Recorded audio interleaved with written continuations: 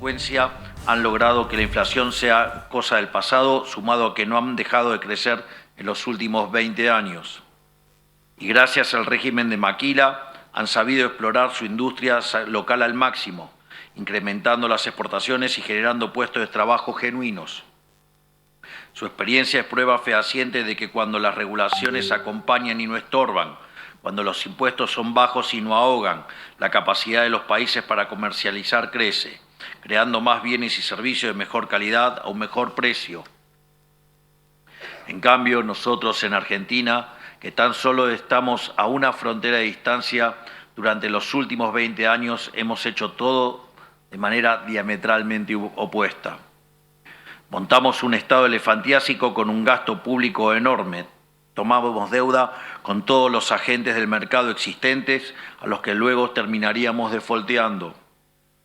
Una vez perdida la capacidad crediticia, emitimos peso de forma descontrolada para financiar tanto gasto y sumado a expropiaciones sin sentido, corrupción con la obra pública y un sinfín de calamidades, crecer como país se volvió algo literalmente imposible. De hecho, hay una frase muy contundente que solía utilizar Milton Friedman y que se lo planteaba siempre a sus alumnos extranjeros cuando les preguntaba sobre algo y le decía primero los datos. O sea, ¿qué dicen los datos? Bueno, en esto los datos son categóricos. Los resultados están a la vista. Entre el año 2012 y el 2024, Paraguay creció a una tasa anual compuesta del 3,1%, mientras que Argentina decreció al ritmo del 0,1% anual en el mismo periodo. Es decir, que en términos per cápita, les diría que estamos casi un 15% abajo, un retroceso verdaderamente aterrador. De hecho, cuando nosotros llegamos al gobierno, la pobreza, digamos, cuando se corregía por lo que tiene que ver con los controles de precios y el sinceramiento de las variables, era del 57%. La inflación corría al 1,5% diario y obviamente teníamos además grandes problemas financieros en el Banco Central y en el Tesoro, y el déficit fiscal consolidado era de 15 puntos del PBI. Pero más allá, digamos, de la calamidad en que se encontraba la economía argentina al momento en el cual nosotros llegamos al poder, ya veníamos también cometiendo muchísimos errores desde tiempo atrás. Es más, los argentinos incluso desperdiciamos la oportunidad de nuestras vidas cuando nos opusimos al ALCA en el año 2005, en lo que hubiese sido el acuerdo de libre comercio más grande y beneficioso de nuestra historia. Un tremendo error que terminamos pagando muy caro más tarde, pero que solo no perjudicó a Argentina, sino que también al resto de la región al impedir que el acuerdo prosperara entre las demás naciones. Gracias a Dios, hace 2 años los argentinos eligieron cambiar. Decidieron decirle basta a la miseria y en diciembre de 2023 eligieron como presidente a un liberal libertario para poner en práctica un proceso de profunda reforma que a esta altura ya se pedía a gritos. Y gracias a ese mandato que nos comprometimos a cumplir a rajatabla, pusimos en marcha un plan de orden fiscal, monetario y cambiario que empezó a rendir importantes frutos.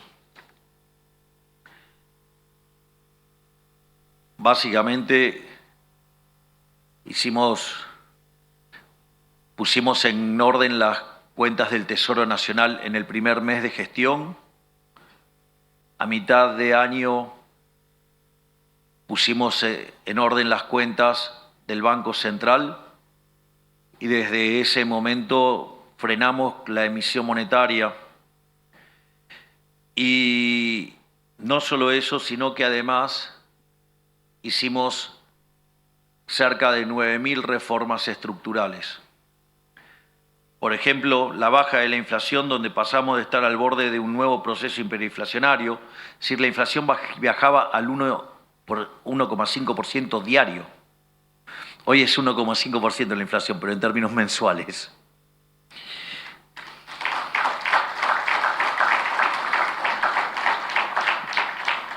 Y esto permitió, que deje de ser un flagelo para la Argentina. Hay que tener en cuenta que el impuesto inflacionario es uno de los impuestos más regresivos que existen, y eso, por ejemplo, nos permitió la baja de la inflación, los mecanismos de contención social del Ministerio de Capital Humano y la recuperación de la economía, con lo que tuvo aparejado en términos de mejora de salarios reales. En este lapso que nosotros llevamos en el gobierno, la pobreza pasó del 57% al 30%, es decir, 12 millones de argentinos salieron de la pobreza.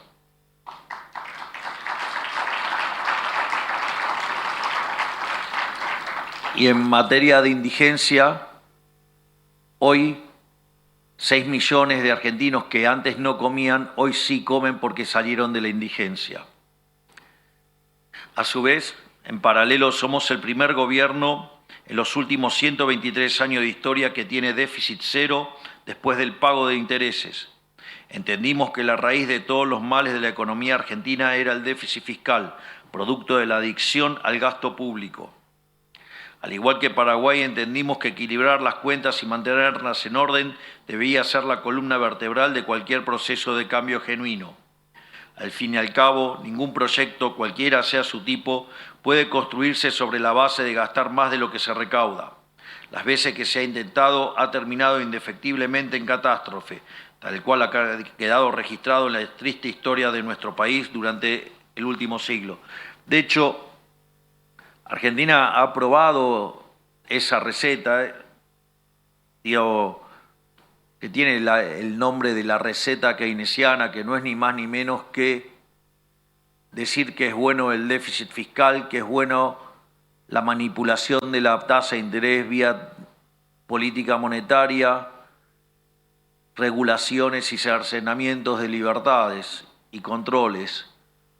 Y la verdad es que Argentina probablemente haya sido el país que más lo aplicó en la historia. Y la consecuencia es clara, de ser un país desarrollado, después de casi un siglo de estar aplicando estas medidas descabelladas, Argentina se convirtió en un país subdesarrollado, una cosa nunca vista en la historia. Por eso, el modelo que proponemos nosotros está inspirado en las ideas de la libertad que hicieron grande a Occidente y que constituyen los cimientos de nuestra Constitución Nacional y que nos condujeron a nuestra era dorada a principios del siglo XX. Nosotros recurrentemente, al momento de presentar nuestras ideas, frecuentemente trabajamos con la definición del liberalismo de quien es nuestro máximo exponente de la historia del liberalismo argentino, que es el profesor Alberto Venegas Lynch, hijo, que además tenemos el privilegio de que uno de sus hijos, Berti, sea diputado nacional por la provincia de Buenos Aires, y ahora hemos logrado que su hermano Joaquín, decida meterse en el barro de la política para ser candidato a senador por la provincia de Entre Ríos, senador nacional. Así es que, estamos llenando el Congreso de liberales puros. Y es por eso que en ese contexto es que toma aún mayor sentido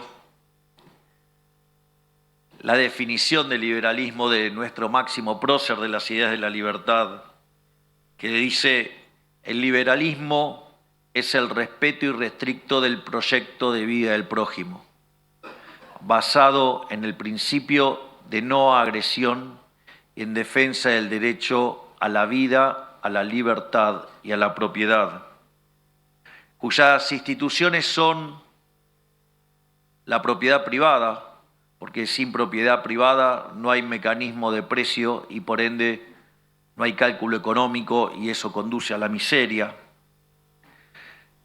Mercados libres de intervención estatal, porque la intervención estatal lo que hace es contaminar la señal de precios. Mercados competitivos, pero entendido no en la interpretación neoclásica de la competencia perfecta, sino mercados competitivos entendido bajo la lógica de Baumol, Panzer y Willig, digamos que es la idea de los mercados disputables o mercados desafiables. En inglés es contestable markets. Y que, digamos, mapea muy bien con la idea de los austríacos en términos de competencia. A su vez, digamos, como admitimos que los seres humanos, gracias a Dios, somos todos distintos, esto favorece la división del trabajo, y la división del trabajo conduce a la cooperación social y a la prosperidad. Porque además,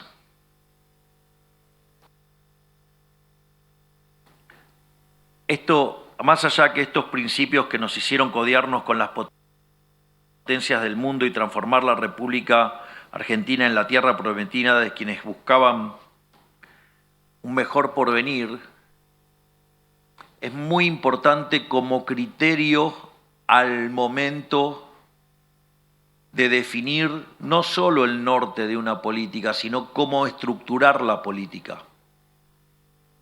Nuestra política está basada en criterios morales.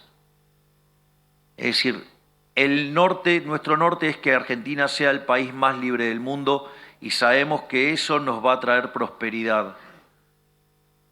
Pero hasta ahí, digamos, es como pareciera muy abstracto. Y en realidad lo que cuenta al momento de tomar las decisiones es trabajar con un marco moral. Porque cuando ustedes plantean las cuestiones en términos morales, no hay lugares para grises. Las cosas que están bien, y las cosas que están mal. Lo voy a hacer con, perdón que sea autorreferencial, pero es para mostrar cómo nosotros tomamos decisiones con criterios morales. Nosotros cuando recibimos el gobierno, el Banco Central generaba un déficit cuasi fiscal de 10 puntos del PBI, eso generaba inflación, eso generaba inestabilidad macroeconómica, y Argentina como consecuencia de ello tenía un cepo cambiario, es decir, no era posible hacer transacciones en moneda extranjera libremente, sin que fuera perseguido brutalmente por el aparato represivo del Estado. De hecho, están las imágenes, digamos, del año 2023, gente que se les llama arbolitos, que hacen compra y venta de divisas en la calle y eran perseguidos por la policía. Y la realidad es que esos controles de cambio son verdaderamente siniestros, porque en primer lugar, si uno se gana su dinero de manera honesta, ¿qué potestad o qué facultad tiene un funcionario en decir en qué lo puede gastar o no uno? O sea, uno podría gastar el fruto de su trabajo en lo que le dé la gana mientras que sea legal. Ese es el primer punto. El segundo punto es que, dada la depreciación que se llevaba sistemáticamente la moneda, era una destrucción de riqueza feroz, porque fíjense que si alguien en el año 2001 tenía $1.000, digamos, si quieren hacerlo al precio de hoy, si tenía $1.400 y 1.400 pesos, si se quedó con los $1.400, tiene $1.400. Ahora si se quedó con los pesos, hoy tendría $1. Consecuentemente, eso significa que implicaría también una pérdida de riqueza enorme y por ende una pérdida de bienestar enorme. Además, los controles se ponen para fijar un precio artificialmente bajo y eso básicamente lo que genera es un exceso de demanda de divisas. Y la contracara de ese exceso de demanda de divisas es un exceso de oferta en el resto de la economía, ya sea un exceso de oferta en el mercado de bonos que deriva en que el precio de los bonos sea muy bajo y por ende la tasa de interés muy alta y por ende el riesgo país muy alto. De hecho, cuando nosotros ganamos las elecciones, el riesgo país estaba en los 3.000 puntos básicos.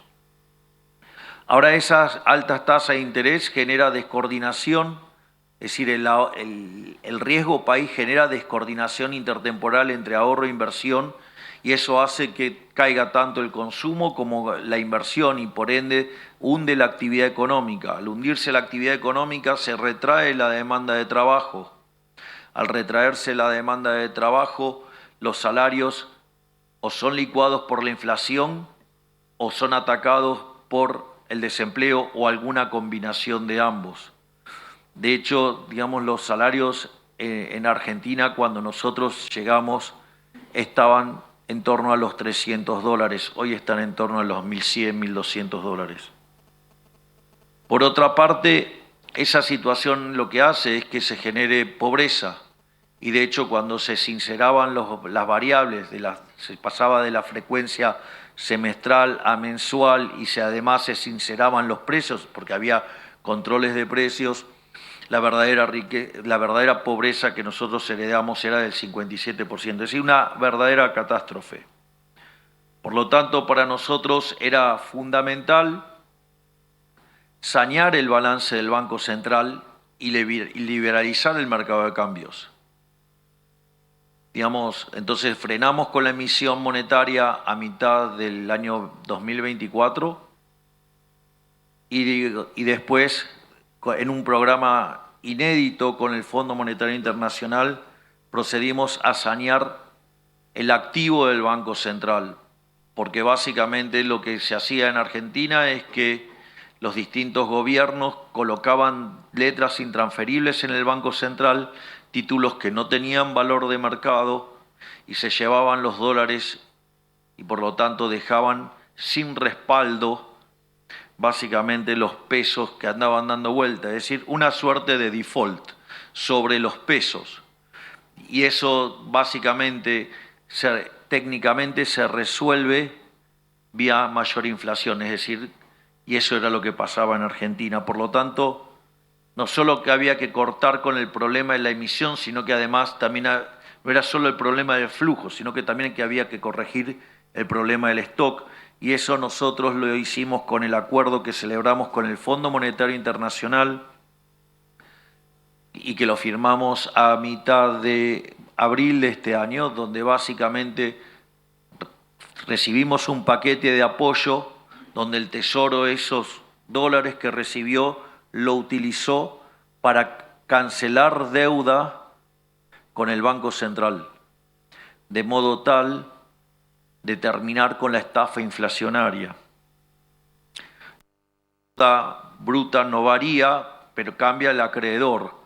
Pero lo más importante es dejar de estafar a los argentinos de bien que tenían pesos o que tienen pesos.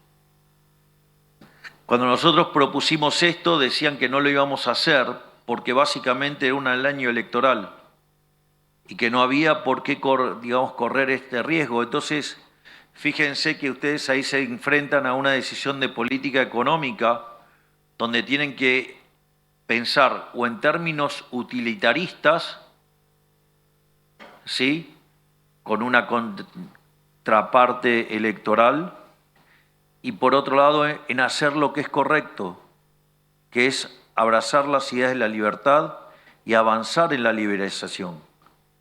Y así es que contra todo pronóstico que decían que nosotros no íbamos a levantar el cepo porque se trataba de un año electoral, cuando nosotros conseguimos el financiamiento que nos daba tranquilidad sobre el balance del Banco Central, básicamente nosotros decidimos quitar el cepo, porque no se negocia con el mal. Cuando ustedes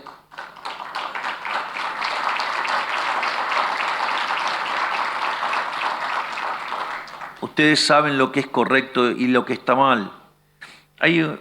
Perdón que estoy desviándome de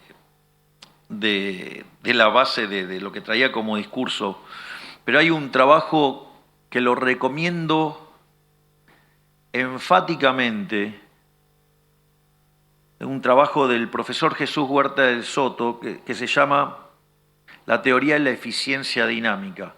Lo recomiendo, pero muy enfáticamente. De hecho, cuando lo condecoré en su visita a la Argentina, justamente hablé de la importancia de este trabajo del profesor Huerta de Soto. Porque el profesor Huerta de Soto lo que dice es, la teoría de la eficiencia dinámica tiene que ver con hallar aquel sendero que maximiza el crecimiento económico, vendría a ser. Pero lo que señala también es que algo que es eficiente no puede ser que sea injusto. Es decir, ustedes por el óptimo de Pareto o en nombre del óptimo de Pareto no pueden estar cometiendo injusticias y aberraciones porque supuestamente eso utilitaristamente le va a dar algo mejor. Y eso no tiene sentido. De hecho, hay un libro maravilloso de Israel Kirzner que se llama Capitalismo, Creatividad y Justicia Distributiva, que cuando arranca la discusión dice: sabemos que el sistema capitalista y libre empresa es más productivo, ¿sí? Pero nos acusan de que el sistema es injusto. Y lo que dice Israel Kirzner es cierto que somos más productivos, somos más eficientes, pero si el sistema no es justo, no vale la pena defenderlo. Y lo que hace justamente en ese libro Israel Kirzner es mostrar que la combinación del principio de apropiación de Locke, sumado a la idea de Hayek de los mercados como proceso de descubrimiento, es decir, el capitalismo de libre empresa no solo es más eficiente, sino que además es el único sistema que es justo. Y lo que deviene del trabajo de Huerta de Soto es que si ustedes van y abrazan los valores justos, los valores éticos, la ética judeo-cristiana, que es la ética de Occidente, que es lo que está detrás del capitalismo de libre empresa, eso va a ser eficiente. Es decir, lo más interesante del trabajo de Huerta de Soto es que ustedes podrían meter a una economía en un sendero dinámicamente eficiente, es decir, que maximice el crecimiento económico y no necesitan saber de economía. Lo único que necesitan es abrazar los valores morales correctos, es decir, gobernar con criterios éticos y morales acorde a los valores de Occidente, es decir, la cultura judeo-cristiana, que es lo que está detrás de la base de los fundamentos del liberalismo, y es por eso que trae tanta prosperidad. Y de hecho, en el caso argentino, en este aspecto, vale destacar que durante las últimas décadas hemos vivido el proceso inverso. El talento argentino se vio obligado a buscar en otras tierras aquello que su propio país dejó de darle, la posibilidad de cumplir sus sueños, de llevar a cabo un proyecto de vida. Miren, sin ir más lejos, la idea de la justicia social, ¿no?, que es nuestro modelo antagónico, por decirlo de alguna manera. Y la justicia social en realidad es injusta, porque ¿acaso alguien aquí adentro está a favor del robo? Nadie está a favor del robo. De hecho, uno de los mandamientos dice: no robarás. ¿Sí? Y no solo eso, bueno, también, digamos, a la luz de Charlie Kirk y a la luz del principio de no agresión, también es no matarás antes, ¿no? Digo, para que vean qué es lo que está del otro lado. Pero no solo eso, sino que además, ¿quién estaría frente a un trato desigual frente a la ley? Uno de los grandes logros del liberalismo es haber planteado la igualdad ante la ley. Y eso de robarle a uno para darle a otro, la verdad es que eso está mal. Por eso es muy interesante una un par de reflexiones que hizo Thomas Sowell al respecto.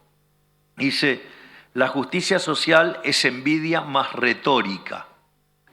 Y la pregunta que se hace Thomas Sowell es, ¿desde cuándo la envidia dejó de ser un pecado capital para convertirse en una virtud? Porque una de las características que lleva, digamos, la justicia social, que es la política de la envidia, es a la destrucción de una sociedad. Por lo tanto, este tipo de cuestiones son fundamentales al momento de tomar decisiones, porque uno lo lleva a un plano que es ético y moral, y ahí está claro lo que está bien y lo que está mal. No sé, digo, le puedo hacer otro ejemplo, digamos, lo que tiene que ver con nuestra política de seguridad. Y miren, el que las hace las paga. Es decir, y bien que funciona. Entonces, si ustedes se fijan en cada una de nuestras políticas, en el fondo todas tienen un trasfondo ético y moral. Y eso es lo que hace que de la economía hayamos hecho el recorte fiscal más grande de la historia, y cuando todos pronosticaban una brutal recesión, el PBI entre puntas en la frecuencia mensual creció 6%. En el primer semestre, en promedio, creció 7%. No solo que la inflación bajó del 1,5 diario al 1 mensual, es decir, de venir de niveles que parecía que Argentina iba a entrar en una escalada que podría haber llegado al 17.000, 18.000%, hoy viaja en torno al 20% y esperamos que para el año que viene, a mitad de año, la inflación haya desaparecido. Y en todo ese proceso, 12 millones de argentinos salieron de la pobreza. 6 millones de argentinos empezaron a comer cuando antes no comía. Así es que no es que hemos completado todo, todavía nos falta muchísimo, pero estamos claros que siguiendo los valores éticos y morales correctos, Argentina va a ser grande nuevamente.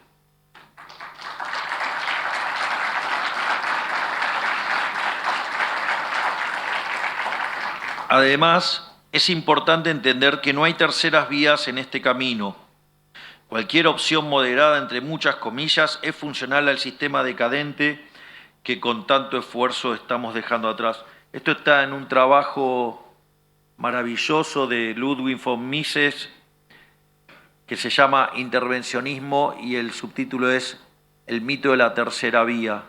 Mises dice, hay capitalismo de libre empresa y hay socialismo real. Cualquier solución intermedia tiende a socialismo y eso es pobreza. Es decir, esto quiere decir que simplemente que no hay opción moderada entre, por ejemplo, entre el superávit y el déficit. No hay tercera vía entre un Estado abocado a sus funciones esenciales y uno con un número creciente de atribuciones, que hace un montón de cosas y las hace todas mal. Los argentinos ya ensayamos en el pasado cambiar de forma gradual, haciendo concesiones y dejando sin abordar aspectos del pasado que estaban mal. Esa experiencia fracasó y de ello nos tenemos que llevar un aprendizaje. No hay cambio a medias, o hacemos las reformas profundas que se necesitan o nos quedamos a medio camino y nos volvemos a desilusionar. Por eso es que digo que las terceras vías son inconducentes. Cualquier intermedio, por más racional que parezca, deja abierta la puerta a lo peor del pasado. Afortunadamente, si Argentina crece y nuestro pueblo nos acompaña en las elecciones, seremos capaces de hacer grandes cosas con el pueblo paraguayo, de cuyo ejemplo tenemos mucho que aprender. De hecho, como fieles adeptos a la libertad de mercado, creemos que cada una de nuestras naciones tiene mucho que aportarle a la otra, ya que es mediante la cooperación y el intercambio voluntario que los pueblos crecen y prosperan. Justamente por eso es vital que existan espacios como CIPAC, que contribuyen a la propagación y defensa de las ideas que han hecho grande a Occidente. Muchísimas gracias, estimado, por la tarea tan enorme, impresionante que llevan. Además, cuántos lindos elogios te dio tu mujer, Matt, ¿eh? Aplausos para ellos.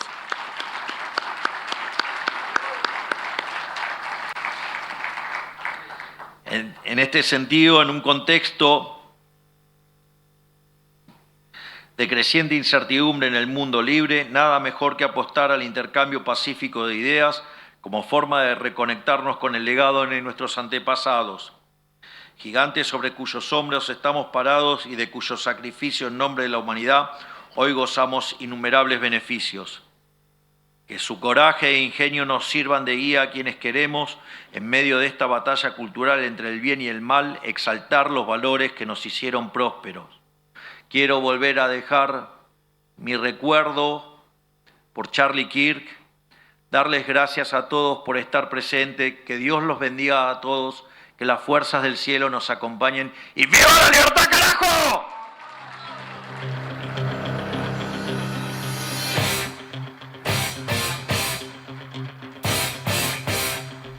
Bien, el presidente de la Nación en la Conferencia de Acción Política Conservadora en Paraguay con una intensa actividad que incluye mañana, inclusive miércoles, y que va a continuar ahora con una reunión bilateral con el presidente Santiago Peña.